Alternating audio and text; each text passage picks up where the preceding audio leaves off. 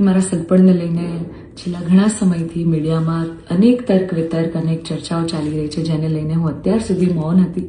કેમ છો મારા ભાઈઓ બહેનો વડીલોએ તમારા માટે જોરદાર કિંજલ દવેની ન્યૂઝ લઈને આવી ગઈ છું મિત્રો. હાલ સોશિયલ મીડિયામાં મિત્રો કિંજલ દવેના વિડીયો બહુ વાયરલ થયો છે મિત્રો, તમને ખબર જ છે મિત્રો. અને હાલ કિંજલ દવેની મિત્રો સગાઈ થઈ છે, તમને ખબર જ હશે મિત્રો. તો ઓલરેડી મિત્રો એનો વિરોધ શરૂ છે મિત્રો, અને બધા વિરોધ કરે છે મિત્રો કિંજલ દવેનો મિત્રો, કેમ કે સમાજને લઈને મિત્રો વિરોધ કરે છે કિંજલ દવેનો મિત્રો. અને કિંજલ દવેની મિત્રો સગાઈ થઈ ગઈ છે મિત્રો, તમને ખબર જ છે મિત્રો. તો એના પર આ વિરોધ શરૂ છે મિત્રો, પણ ખુદ આપણે નહીં કહીએ મિત્રો, કેમ કે આપણી ન્યૂઝની ચેનલ છે મિત્રો, અને અમુક ગલત કોમેન્ટો કરી નાખશે મિત્રો. તો કિંજલ દવે ખુદ શું કહે છે મિત્રો, તમને આખો વિડીયો બતાવવાનો છું મિત્રો. તો વિડીયોમાં એન્ડ સુધી બન્યા રહેજો મિત્રો, અને તમને આપણી ગુજરાતી ન્યૂઝ કેવી ગમે છે બી કોમેન્ટ કરજો મિત્રો.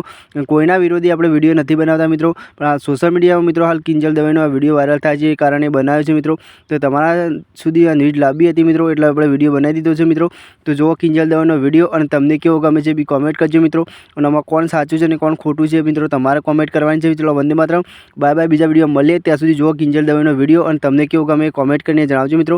કિંજલ દવે સાચું બોલે છે કે ખોટું બોલે છે તમારે જોવાનું છે મિત્રો, કારણ કે આપણે કોઈના વિરોધી વિડીયો બનાવતા નથી મિત્રો, નહીં સમાજના વિરોધી વિડીયો બનાવતા કે નથી કલાકારના વિરોધી આપણે વિડીયો બનાવતા મિત્રો. તો જો ભાઈનો વિડીયો અને કિંજલ દવેનો પેલા વિડીયો જો. મારા સગપણને લઈને છેલ્લા ઘણા સમયથી મીડિયામાં અનેક તર્ક વિતર્ક અનેક ચર્ચાઓ ચાલી રહી છે, જેને લઈને હું અત્યાર સુધી મૌન હતી, કારણ કે વાત મારા સુધી સીમિત હતી. પણ વાત જ્યારે હવે મારા પરિવાર પર છે, મારા પિતા પર છે, ત્યારે એક દીકરી તરીકે હવે મારાથી સહન નથી થતું, અને મને લાગ્યું કે હવે આજે મારે બોલવું પડશે.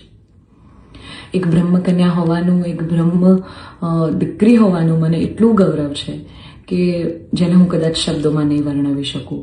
અને હું અહીંયા સુધી પહોંચી છું એના માટે શિક્ષિત અને સમજણી જે બ્રહ્મશક્તિઓ છે, બ્રહ્મ સમાજના લોકો છે, એમનો ખૂબ ખૂબ ફાળો રહ્યો છે મારી આ જર્નીમાં. અને હું તો નસીબદાર છું કે મને 18 વર્ણના લોકોનો પ્રેમ અને સપોર્ટ મળ્યો છે અહીંયા સુધી પહોંચવામાં.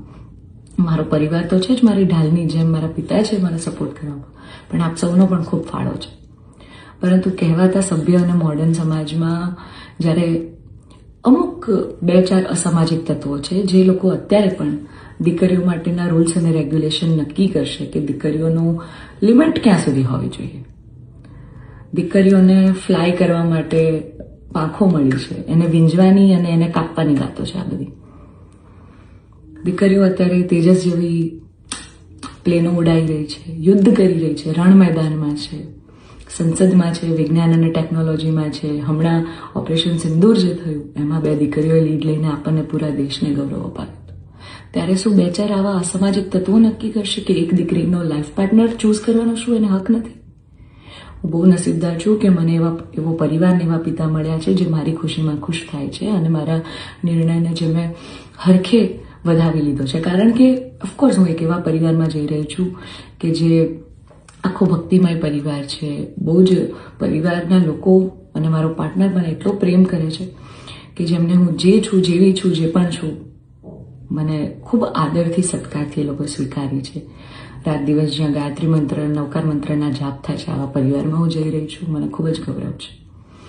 એટલે હું તમામ બ્રહ્મશક્તિઓ, સમજણી અને શિક્ષિત જે લોકો છે, બાકીના લોકોના મગજમાં નહીં ઉતરે કદાચ આ વાત, પણ જે લોકો શિક્ષિત છે, સમજુ છે, એ લોકોને હું નમ્ર વિનંતી કરું છું કે આવા 2-4 જે અસામાજિક તત્વો છે ને, કે જે દીકરીઓની પાંખોને કાપવાની વાતો કરી રહ્યા છે, પ્લીઝ એને સમાજમાંથી દૂર કરો, નકર આપણો સમાજ ક્યાંયનો નહીં રહે.